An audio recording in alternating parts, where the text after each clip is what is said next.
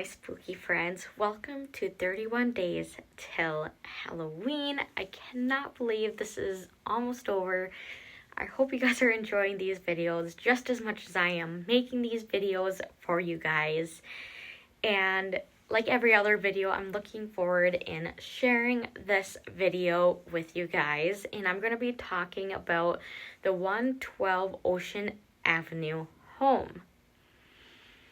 The home at 112 Ocean Avenue owes its reputation to the Amityville Horror, the 1977 book, and its 1979 movie adaptation, which tells the true story of George and Kathleen Lutz, a young newlywed couple who fled the home just 28 days after moving in, claiming a very strong force drove them out to leave.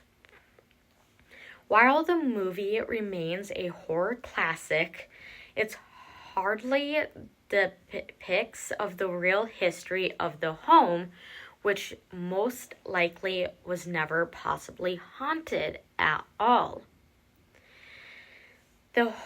The three-story home was originally built for a couple named John and Catherine, and who purchased the property from the Ireland family in the early 1920s.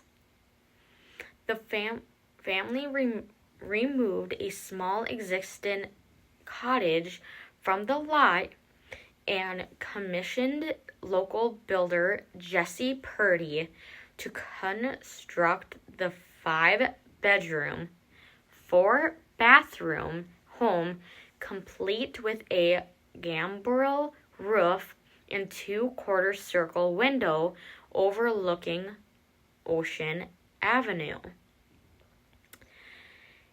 In October of 1960, the family's daughter sold the home to John and Mary Riley, who lived there for 5 years before they sold the home to Ron and Louis Defoe in June of 1965. When they purchased the house, the Defoes had 4 children: Ronald Jr., Don, Allison, and Mark, and one of the way their son John was born that year. Being able to move his family from their small apartment in Brooklyn to a wonderful home on Ocean Avenue was a dream come true for Ron Sr., who doubled the house high hopes and hung a sign bearing the name off the post in the front lawn.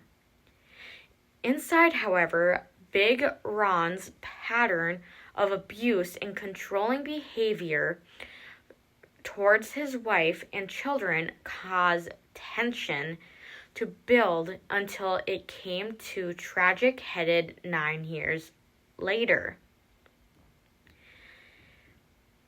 In the early morning hours of November 13th, in 1974, 6 members of the Defoe family were found murdered inside their home. Ron Sr. and Louis had each been shot twice, while 4 of their children, Don, Allison, Mark, and John, had each been shot once. Their bodies were discovered the following evening by a surviving family member, Ronald Jr., who was eventually found guilty on 6 counts of second-degree murder. In December of 1975, he was sentenced with 6 consecutive terms of 25 years to life. Around the same time frame, the former Defoe family was sold to George and Kathleen Lutz, who moved with their 3 young children on December 18th, 1975. According to their story, the family began experience paranormal activity in their first day in the house. The Amityville Horror by Jay Anson provides a chilling account of the horrors they faced, from a mysterious green slime oozing down the walls and toilet bowls turned completely black inside, to the appearance of a pig with beamy red eyes and a faceless figure with demon horns and a white peaked hood. The family researched their breaking point on January 14th, 1976. Less than a month after moving in, they fled the home, leaving all of their belongings behind. Following a paranormal investigation conduct that March, the Lutzes returned to the home, to the bank, and moved to California.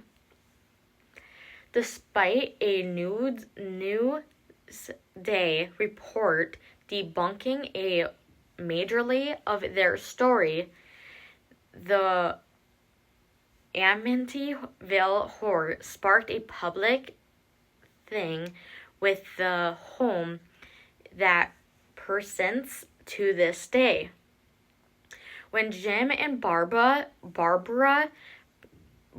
the house for $55,000 in April in 1977, they were unaware that a book would soon to be published about it. By November, they had been bombarded by so many unwanted visitors. They decided to change the address of the home. This, however, did nothing to stop curious onlookers from coming by at the hours of the day.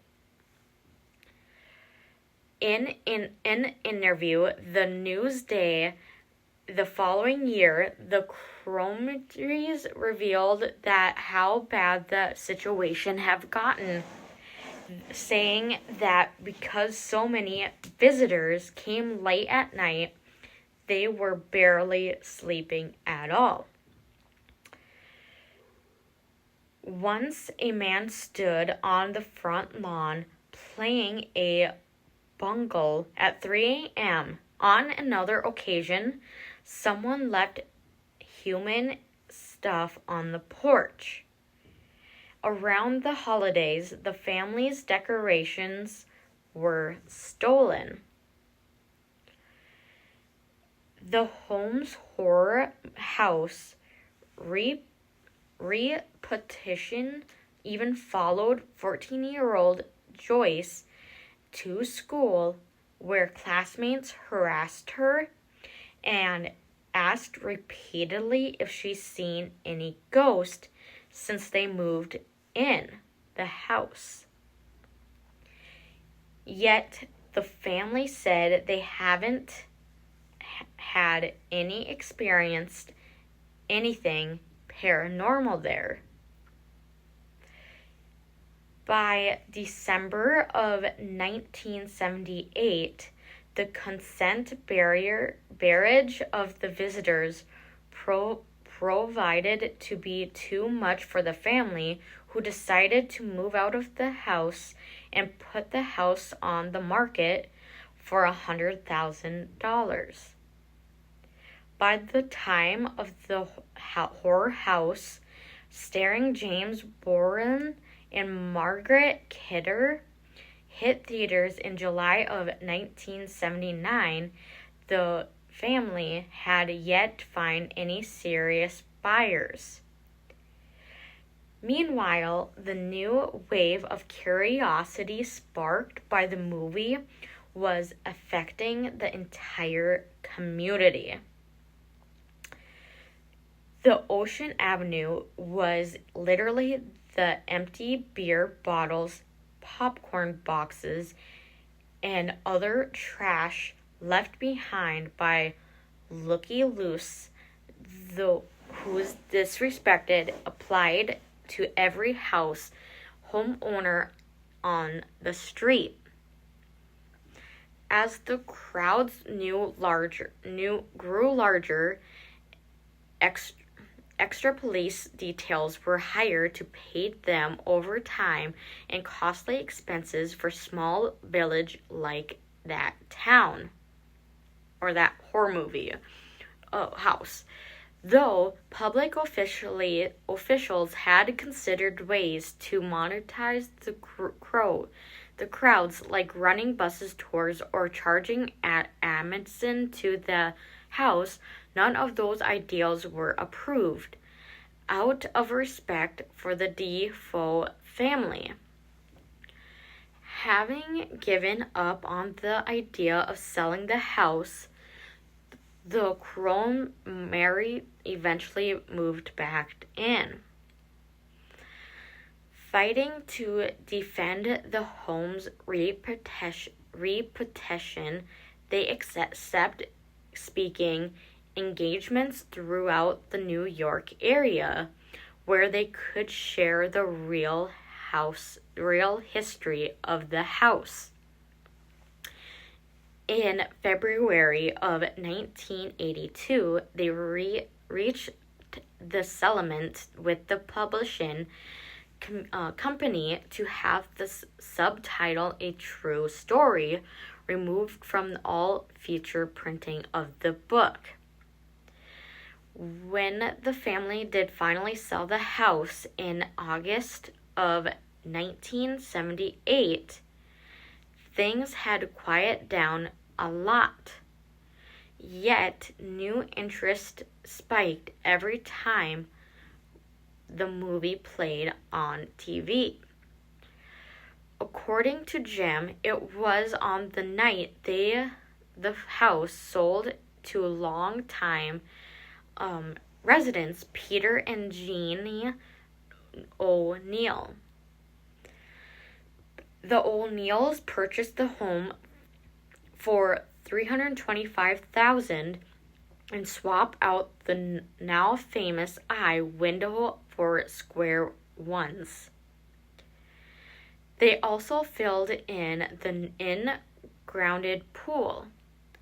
In June of 1997, after living there for 10 years, the O'Neills sold the house to Brian Wilson for $310,000.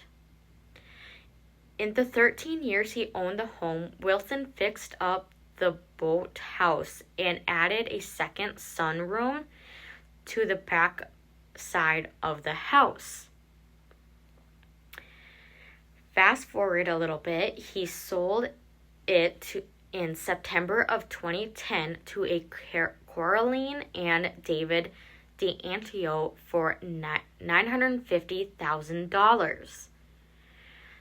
That couple lived there for about 6 years after they put the home up on the market and asking the price of $850,000.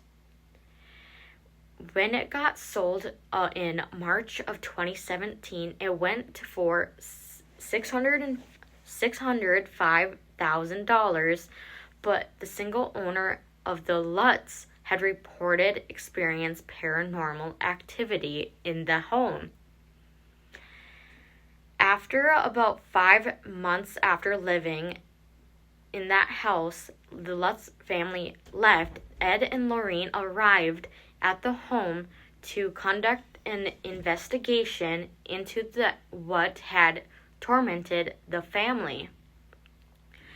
According to the Warrens' case files, Ed was physically pushed to the ground and Lorraine felt a deep sense of something demon in